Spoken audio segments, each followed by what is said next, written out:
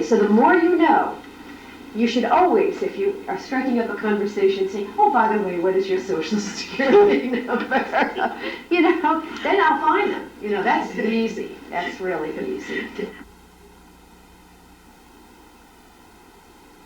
A lost person. That could be anywhere from an adoptive parent to someone who owes you money, who skipped town, to an old Army buddy that you haven't seen in 30 years.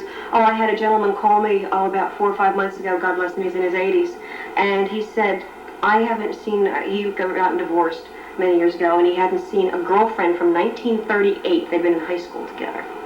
And he says, can you find her? All I know is the name and the town that she was born in. And he had not seen her since 1938, and this guy was 85 years old. And it was so romantic, it was so sweet. I found her in about 2 days. That's great. You know, and that's a part of skip tracing. And that makes you feel good, too. It does. Oh, I mean, I don't know if anything, she was still married to someone else, but it was nice that I could put them together. That's skip tracing and locating. Missing person can get very in-depth, depending on we have a lot of different ways a person can be missing. A person can be missing, it could be a runaway child, it could be a skip trace for a company, a person who skipped out on their bills, are not paying their bills. It could be a husband or wife that ran away, you know, a spouse. It could be numerous ways. Now, the first thing you've got to do, though, is secure as much information as you can on this person. It would be hardly worth going to the state just with the name and the old address. If you can obtain a birth date or a social security number and go to the state with that information. Now, of course, I know your next question is going to be, how do you obtain that information? Well, it's hard to give you specifically what you should do because each case is different. Trying to find someone is different in each scenario.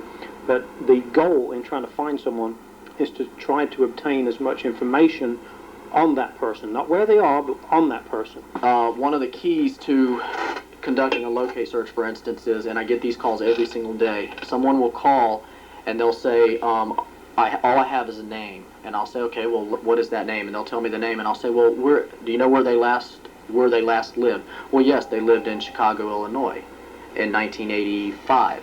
Okay, well, that's good. Chicago, Illinois, 1985. What did they do there? Oh, well, they went to medical school there, and then that's where I lost contact with them. Okay, well, do you know the date of birth? Oh, well, yeah, I have the date of birth. It's right here somewhere, and then they give you the date of birth. So you're right, exactly.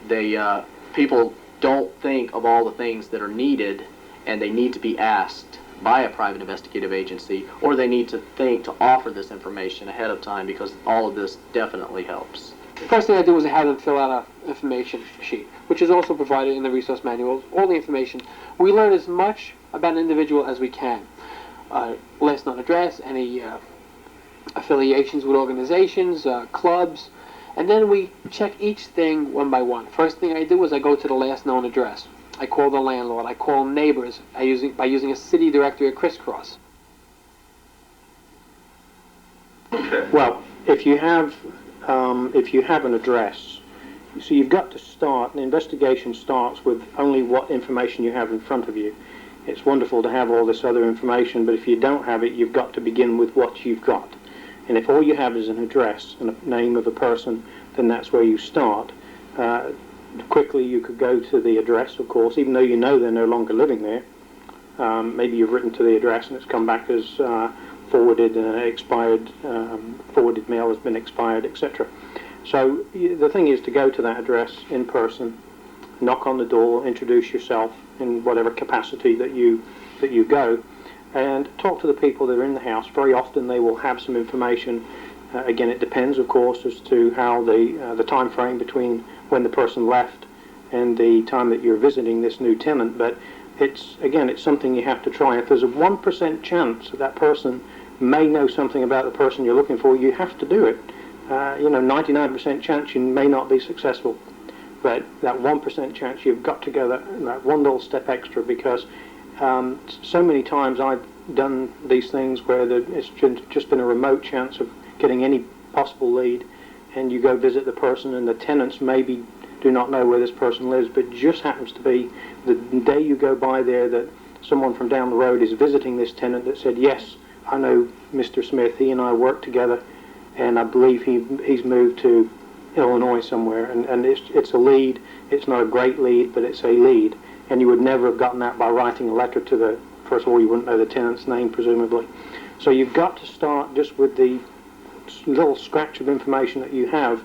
You've got to pursue that just to the very, very end. Well, you can talk to the neighbors. There's always, in one neighborhood, there's always that one nosy lady that looks out her window 24 hours a day, can tell you how many people come and go to a house, what kind of car they had, what they paid for the car, where they bought the car, what they ate for lunch, probably what they eat for dinner, what they like and what they don't like. You just have to find her. Anybody can go knock on the door and just ask a few questions. You don't have to be trained to do that. Anybody can do that. It's going those several steps further and just not just asking, when, you know, do you know this person? Yes. Well, when was the last time you saw this person? Where did he usually hang out, or where did she hang out? Do you know what kind of work he or she did? What about relatives? Was he married? Any family members locally? Do you know of any people that have come by here since before I came by, asking, you know, about him? Do you know who that person was?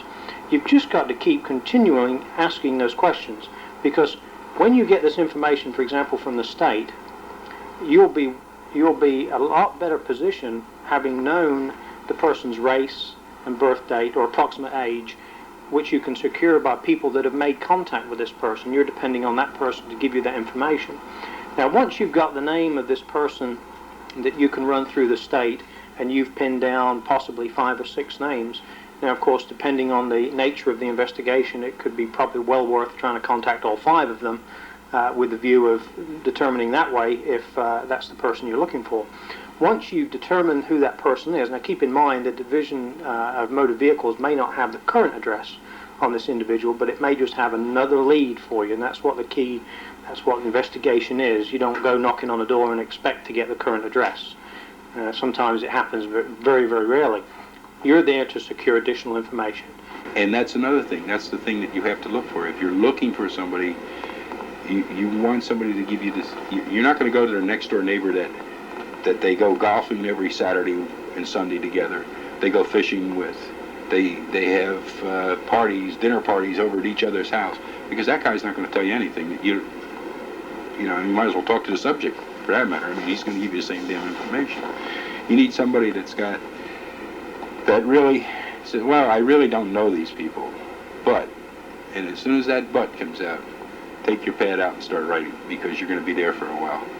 Take your jacket off, loosen up the tie, because as soon as they say but, you're going to be there, because they'll answer every question you have, and they'll keep on asking you, why are you looking for it? And why did they do this? And there again, you can either be honest and tell them exactly what you're doing, or you can make up something to get them interested in it. You need to find out, do they have any relatives somewhere that you know of? Do the relatives know where they may be, or have they been contacted? But you have to check relatives, call family members. Is he married? Is he having marital problems? If he's divorced or separating from his wife might know where he's going, or he might have said, honey, I got all the money and I'm going to Canada. So right there, she might be a source for you. There are some individuals that just don't want to be found. A missing person who doesn't want to be found. But a lot of situations, a family member will know, or a friend will know where this individual is. He might have a lot of severe credit problems, owes a lot of money out, is in debt, and just doesn't want to be found. He might have a criminal problem. Well, what I find is using what we call as a prearranged pretext. We use this when we want to find an information that someone has, and we know we can only get by using this pretext. For instance, if I want to get information on Joe Blow, I'll call Joe Blow's mother. If I find out where his mother lives, I'd call his mother up and I would say, I'm an old friend of Joe Blow's, I'm getting married, I'd like to invite him to my wedding and I haven't seen him in a long time. She'll say, well, here's his phone number, I'll give it to you. Sometimes they come up and give it to you. Well, here's his address, mail him an invitation. Or if they don't know, they'll tell you where he works. You know, you can get into a conversation, engage in conversation, and this individual will loosen up and slowly give you everything that you need to know. You can go, for example, to the post office and obtain a forwarding address on this individual, because they're only They're only in existence for 1 year from the time that the person applies or indicates to the post office that they've moved. And depending how long he's been gone, right away check with the post office, because they'll forward the mail for, like, I think it's 12 months or something like that, a year. You could also check again, going back to everything, check with their landlord, check utility records. There's so many ways out there that you can do it. The parent that runs away with the child will register, the odds are will register the child in school. They need an original birth certificate to do this. So either if they can't supply one, they have to write for one before that child could be admitted into school. So that's a good thing to do. A good thing I recommend to do is check with schools, and that's what I would do. I check school to see if this child is in the schools. If they've gone through school and are part of the alumni association, or friends that they had at school might have that information. Colleges, alumni groups, they very often have that information, that they've changed their name from this to that. Schools can sometimes give you good news. Alumni are good sources. Alumni at universities are good sources. They contact individuals every so many years for reunions. They're a good way. And a lot of organizations I found when I tried to locate somebody, they will not provide you with an address. They'll take your name and address and forward it to that individual. It's good to check with these affiliations too, because that can be a source to locate. You just call up and ask for the local plumbers union, or the steelworkers union. And these organizations will possibly help you locate somebody. Well, for instance, I found a father who was alienated from his family. His daughter was having a baby, and she wanted to know where her dad was. And he was a tugboat, not a captain, but he was somebody who would direct a pilot, a pilot. And so I was able to find him through the U.S. Coast Guard. And he was doing pilot work on the Delaware Bay, and I heard all about him from somebody in the Coast Guard who knew about him and wanted to know, why did I want to know about him? And I wasn't free at that time to say, your daughter's expecting a baby and she wants to, get to know you again. So I had to use a pretext, and I had a good pretext to use, but I found out an awful lot about him. What do you need to know? You need to know as much as you possibly can, because you never know where that lead is coming from. You never know. You really don't. There are the obvious things, but then there are the less obvious, like the church, the Catholic Church, which keeps wonderful records, especially of women. Especially of women, because women are required, almost in every case, to marry in their own parish.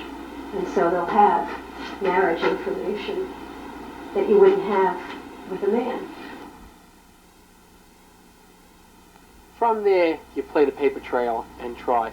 Try to find out last known addresses, where this individual, if it's a runaway, where he has friends, and then you try that state. You'd also call the friends, speak to all the friends these people have, neighbors, relatives, some employers, ex-employers. Somebody will shed some light on your paper trails. Voter registration is a big way of finding somebody. Somebody's registered voter, usually they have to put down their address. Thank God for voters registration that most of the time the maiden name for the woman is listed in voters registration. There's a start. Most people get married where they were born. So if I look you up and I find out your maiden name was Harrison and you came from Alabama, I got a good start. I know you probably got married in Alabama. And then we'll start with, you're going to got married someplace between the ages of 18 and 25. You're this age now, so let's backtrack and let's have a run of from 18 to 25, somebody by this name marrying this person. Then we're going to find your parents' names, because they're going to be up on the marriage application or marriage certificate, or something to do with the church or something to do with the state. Once we have those things, we're off and running. If you have, for example, just the name of the person and approximate age, you can check. I would suggest that not checking the driver's license, but checking the Department of Motor Vehicles. It's public information, and you can conduct a search, several public service companies or public retrieval record companies offer this service. You can do it yourself. You can go down, if, for example, in Florida, you go to Tallahassee, or you could check locally with your tag agency, and with just the name of the person, you could run that name, and it will tell you the vehicles owned by the named person that you're giving to the state. Now, keep in mind, of course, depending on the name of the person, you may come up with 2 or 3, 4 or 5 different people, all with the same name. You've now got to determine in some form or another which of those 5 people that is the person you're looking for. Driver records is a sure way to find somebody. You find it if they renew their driver's license, they must give an address. A lot of times they'll give you the address where they're going to be staying at. Register their vehicle. All this information can be obtained from the Department or the Bureau of Motor Vehicles in that state.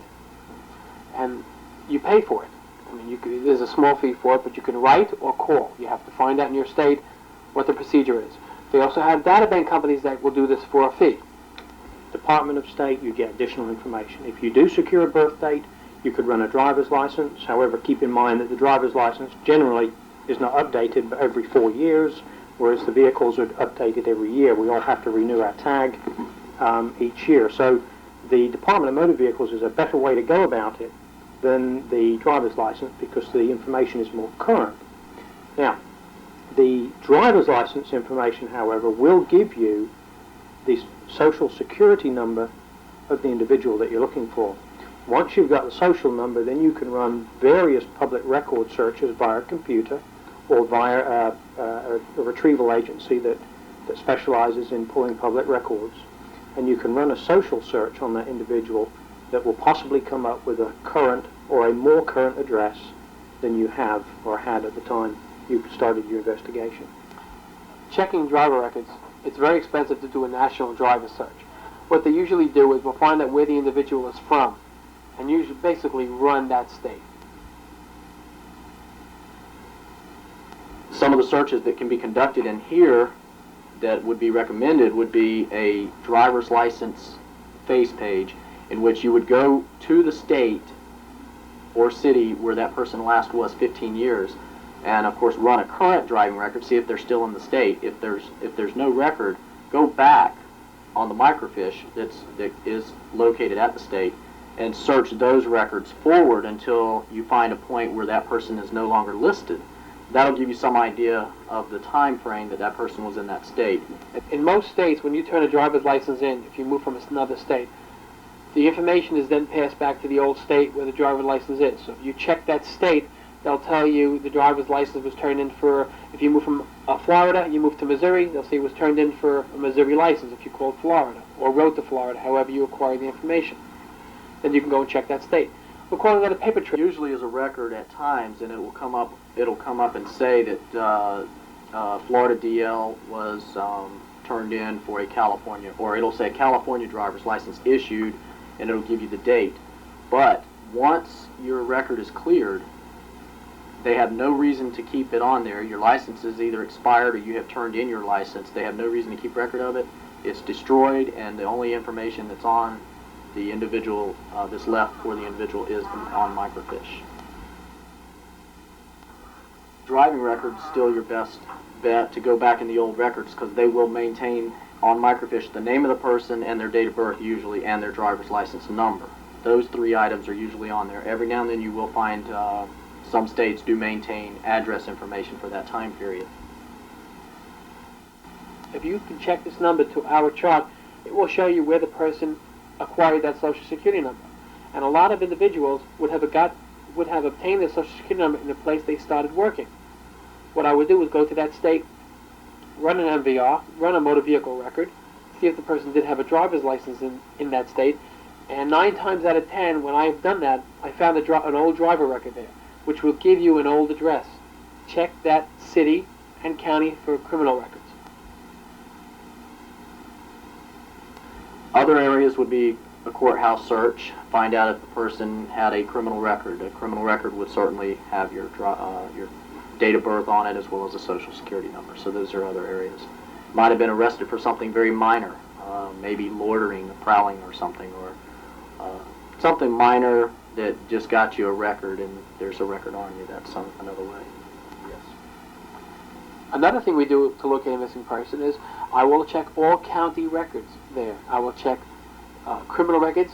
Always call the jail and see if the individual isn't in the jail. Maybe they picked them up on a DUI or a traffic charge. Maybe he has 20 past two summonses, and he's in jail. And then you find him right away. That happens on occasion too. I could not rely on databases to find people at all. Forget about it. I mean, they're pretty good. There's such a thing as a surname search, but you need more than that. And especially when you have a fairly common name, you're just going to find so many people with the same name that it's going to be of hardly any value to you. I have to look at each individual investigation and get into it. And used at some database, motor vehicle information can be good. It can give you exactly what you want, and other times it can be 4 years old and no good at all.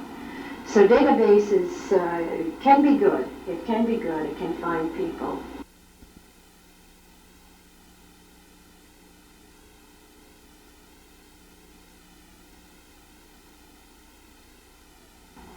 I always knew that adoption affected probably half of the population, and people just can't understand that.